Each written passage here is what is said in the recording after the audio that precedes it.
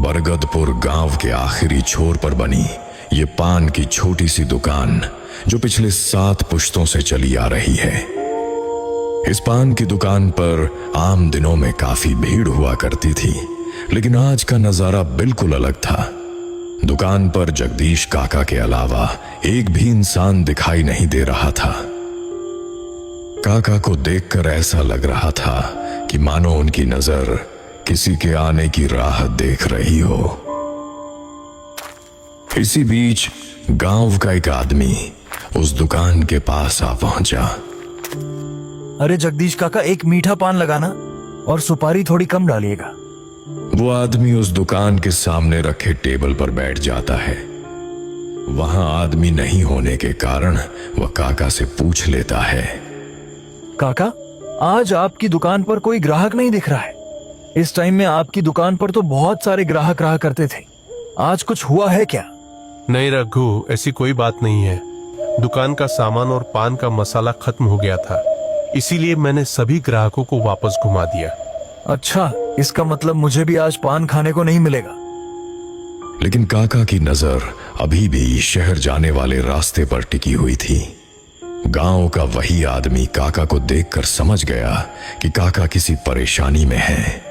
काका, आपके चेहरे पर 12 क्यों बजे हैं? क्या आपको कोई परेशानी है? और काका, छोटू काका भी दिखाई नहीं दे रहे हैं। हाँ रघु, मैं अभी बहुत ज्यादा परेशान में हूँ। अब इतनी रात हो गई है कि दुकान बंद करने का भी समय हो गया, लेकिन मेरा भाई दुकान का सामान लेकर शहर से अभी तक वापस नहीं आया है। इतना सुनते ही रघु घबरा जाता है। ये आप क्या कह रहे हैं काका? आप इतनी बड़ी गलती कैसे कर सकते हैं? आपको पता नहीं है कि शहर जाने वाली यह सड़क बीच रास्ते में पुराना भूतिया चिमनी भट्ठा होने के कारण दिन में जितनी अच्छी लगती है, रात को उतनी ही खतरनाक हो जाती है। मुझे पता है रघु, इसलिए मैं बहुत परेशान हूँ। अगर आपको पहले से पता था काका, तो आपने छोटू दादा को सामान लाने के लिए शहर क्यों भेज दिया? आप थोड़े होशियार थे तो आपको शहर जाना चाहिए था। हाँ रघु, इससे पहले हर बार मैं ही जाता था और मैं शाम होने से पहले ही शहर से सामान लेकर वापस आ जाता था। लेकिन इस बार छोटे ने जिद करके सामान लाने चला गया। मुझे लगा था कि शाम होने से पहले वापस आ जाएगा, लेकिन इतनी रात हो गई, अभी तक वह नहीं आया। जगदीश काका की आंखों में साफ डर दिखाई दे रहा था, क्योंकि उनका भाई अभी तक शहर से सामान लेकर वापस नहीं आया है।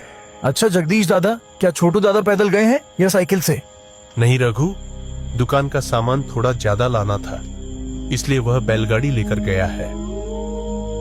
अगर वह बैलगाड़ी लेकर गया था तो अब तक तो उसे वापस आ जाना चाहिए था। रघु को भी कुछ समझ में नहीं आ रहा था कि छोटू काका शहर में होगा या रास्ते में। रघु, तुम्हारे पास भी बैलगाड़ी है, क्या तुम मेरे भाई को ढूंढने चलोगे? आपको तो पता ही है जगदीश काका, ईंट का वो पुराना चिमनी भट्ठा रात में कितना खतरनाक हो जाता है। सालों से बंद पड़ा वह भट्ठा रात होते ही और भी डरावना हो जाता है। गांव वाले ने भी देखा है कि रात के समय उस ईंट भट्ठे से धुआं निकलता है और वहां से अजीब अजीब आवाजें भी आती हैं। रघु छोटू काका को ढूंढने के लिए पूरी तरह से इनकार कर देता है, क्योंकि सालों से बंद पड़े उस ईंट भट्ठे के कारण गांव के सभी लोग डरे हुए हैं। अब मुझे कुछ भी समझ में नहीं आ रहा है कि अब मैं क्या करूं। बिना छोटू के आए आज मैं घर भी नहीं जा सकता हूं। रघु, गांव में एक तुम ही हो जो मेरे अलावा तुम्हारे पास बैलगाड़ी है। अगर तुम चलो तो तुम्हारा बहुत मेहरबानी होगी, नहीं तो मैं सोच सोचकर पागल हो जाऊंगा कि मेरा भाई कहां रह गया। जगदीश काका की घबराई हुई हालत देखकर रघु का दिल पसीज जाता है। वह कुछ देर तक चुपचाप सोचता रहा, लेकिन आखिरकार अपने डर को किनारे रखकर छोटू काका को ढूंढने जाने के लिए तैयार हो जाता है। ठीक है जगदीश काका, आप इतना परेशान मत होइए, मैं आपके साथ चलता हूं। आखिर छोटू काका को ढूंढना भी तो जरूरी है, लेकिन हमें जल्दी वापस लौटना होगा, क्योंकि रात में उस पुराने ईंट भट्ठे के रास्ते से गुजरना ठीक नहीं है। आप तब तक दुकान बंद कीजिए, मैं बैलगाड़ी लेकर वापस आता हूं। रघु बैलगाड़ी लाने के लिए चला जाता है और इधर जगदीश काका तुरंत अपनी दुकान बंद कर देते हैं। कुछ ही देर में रघु भी अपनी बैलगाड़ी लेकर आ जाता है। जल्दी बैठ जाइए जगदीश काका, हमें शहर पहुंचने में भी काफी समय लग जाएगा और हमें रात ज्यादा होने से पहले वापस भी लौटना है। जगदीश काका बैलगाड़ी पर बैठ जाते हैं। रघु बैलगाड़ी हाँकना शुरू करता है और दोनों छोटू काका को ढूंढने के लिए शहर की ओर निकल पड़ते हैं।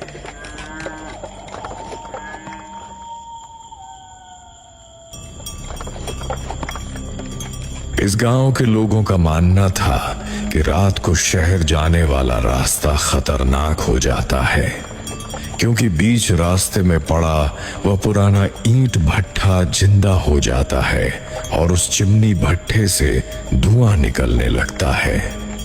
लेकिन फिर भी रघु और जगदीश काका छोटू काका को ढूंढने के लिए शहर की ओर चल देते हैं।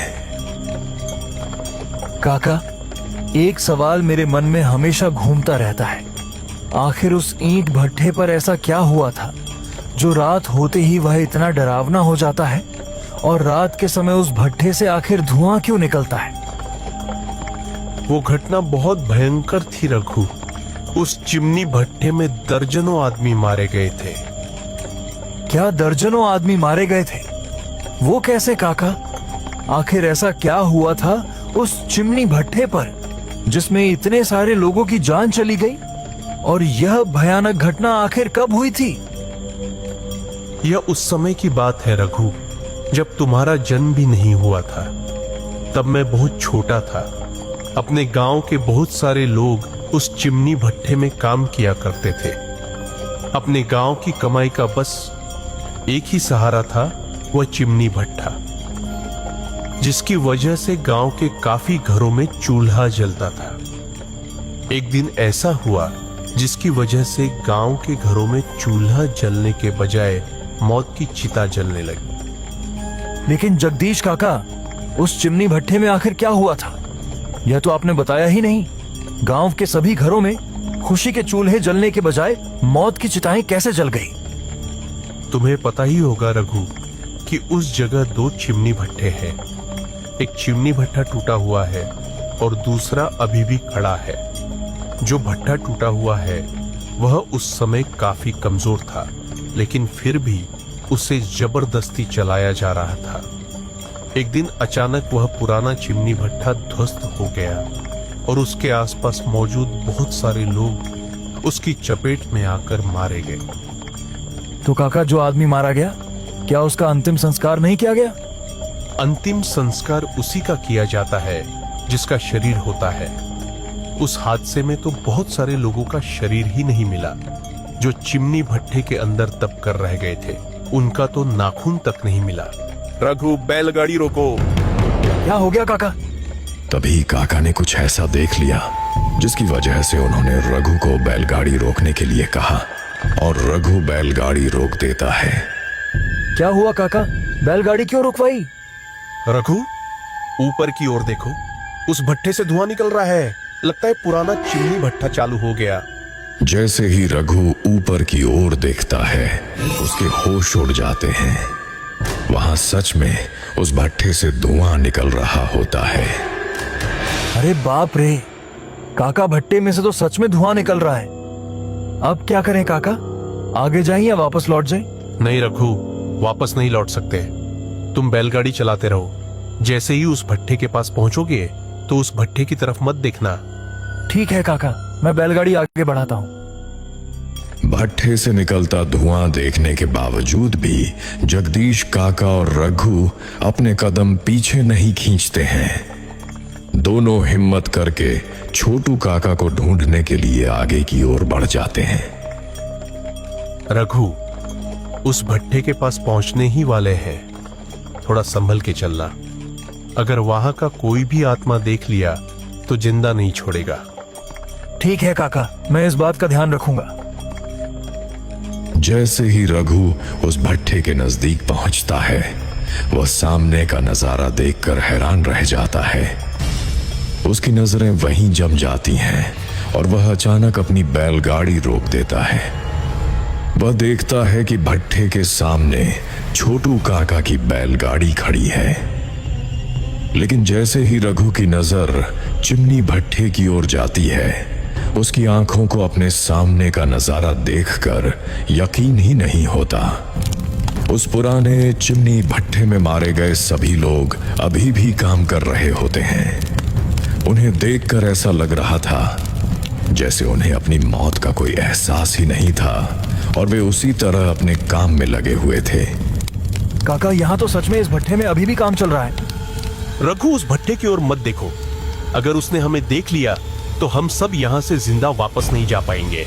लेकिन काका, बैलगाड़ी पर छोटू काका है ही नहीं। आखिर वह बैलगाड़ी छोड़कर कहाँ चला गया? वही तो मुझे भी समझ नहीं आ रहा है रघु। आखिर मेरा भाई ऐसी खतरनाक जगह पर बैलगाड़ी छोड़कर कहाँ चला गया? जगदीश काका और रघु ने आसपास नजरें घुमाकर देखा, लेकिन कहीं भी छोटू काका दिखाई नहीं दे रहे थे। क्या करना है जगदीश काका? छोटू काका तो कहीं दिखाई ही नहीं दे रहे हैं। सामने सिर्फ उनकी बैलगाड़ी पड़ी हुई है। रघु, तुम अब यहाँ से वापस लौट जाओ। मैं तुम्हें इस खतरे में नहीं डाल सकता। मुझे अपनी बैलगाड़ी मिल गई है। मैं अपनी बैलगाड़ी से अपने भाई को ढूंढ लूंगा। तुम अब घर जाओ। लेकिन काका, आप अपनी बैलगाड़ी के पास कैसे पहुंचेंगे? अगर उसने आपको देख लिया तो अंजाम बहुत बुरा हो सकता है। मैं आपको अकेले वहां जाने के लिए नहीं छोड़ सकता। तुम मेरी बात समझ क्यों नहीं रहे हो रघु? यहाँ पर ज्यादा देर बात नहीं कर सकते। तुम अपनी बैलगाड़ी लेकर वापस लौट जाओ और मेरी पान की दुकान पर मेरा इंतजार करना। मेरे पास एक काला चादर है। मैं उस चादर को ओढ़कर अपनी बैलगाड़ी के पास जाऊंगा। इस तरह किसी की भी नजर मुझ पर नहीं पड़ेगी। ठीक है काका, आप उतर जाइए। मैं तब तक आपकी दुकान पर आपका इंतजार करूंगा। और हाँ, छोटू काका को ढूंढकर ही वापस आइएगा। रघु काका को उस जगह उतारकर अपनी बैलगाड़ी लेकर वापस लौट जाता है। इधर जगदीश काका काला चादर ओढ़कर धीरे धीरे अपनी बैलगाड़ी की ओर बढ़ने लगते हैं। काका अभी भी बहुत चिंतित थे, क्योंकि उनका छोटा भाई कहीं भी दिखाई नहीं दे रहा था। जैसे ही जगदीश काका अपनी बैलगाड़ी के पास पहुंचा, बैलगाड़ी के अंदर देखकर उसके पैरों तले जमीन खिसक जाती है। वह देखता है कि उसका छोटा भाई बैलगाड़ी में बेहोश पड़ा हुआ है। अरे, मेरा छोटा भाई तो इस बैलगाड़ी में बेहोश पड़ा हुआ है। अभी इसे उठाना सही नहीं रहेगा, नहीं तो हम दोनों मुसीबत में पड़ जाएंगे।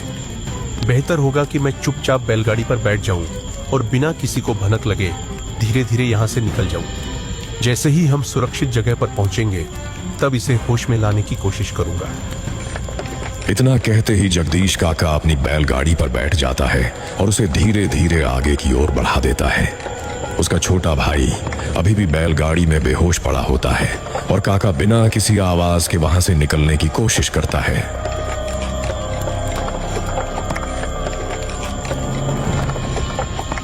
धीरे धीरे जगदीश काका अपनी बैलगाड़ी लेकर उस जगह से निकल जाते हैं।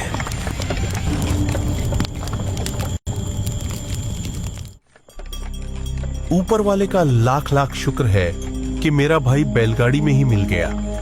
अब मुझे जल्दी से अपनी दुकान के पास पहुंचना होगा और इसे होश में लाना होगा।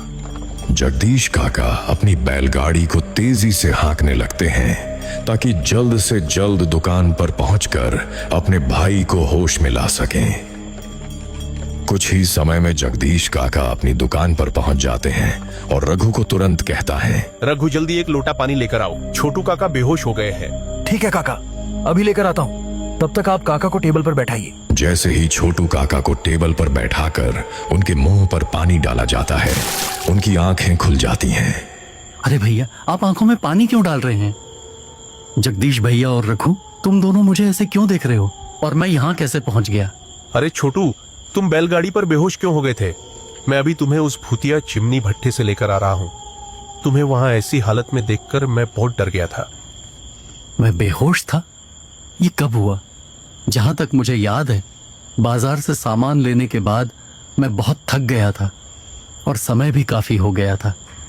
मैं वापस आ ही रहा था कि तभी जल्दी जल्दी आगे की ओर बढ़ो बैलों, रात काफी हो गई है। भैया मुझे देखकर बहुत डांटेंगे। लेकिन मेरी आंखें बार बार बंद हो रही थीं। बाजार में ज्यादा घूमने के कारण मुझे बहुत थकावट हो रही थी और शरीर भी पूरी तरह टूट चुका था। मुझे पता ही नहीं चला कि कब मेरी आंख लग गई। इसके बाद क्या हुआ मुझे कुछ भी याद नहीं है। जब अभी मेरी आंख खुली तो आप दोनों मेरे सामने खड़े थे। जब तुम्हें पता था कि शाम होने से पहले गांव पहुंच जाना है, तब तुम बाजार में इतना देर तक क्यों घूम रहे थे? तुम्हें पता है कि मैं और रघु उस भट्टे के पास अभी क्या देखा हूं? अब से ऐसी गलती दोबारा नहीं होगी भैया। वो तो मैं पहली बार बाजार गया था, वहां इतना अच्छा लग रहा था कि कब दिन से रात हो गई पता ही नहीं चला। ये आलस तुम्हारा एक दिन जान ले लेगा। आगे से इस बात का ध्यान रखना। अब घर चलो, घर पर सभी लोग इंतजार कर रहे होंगे।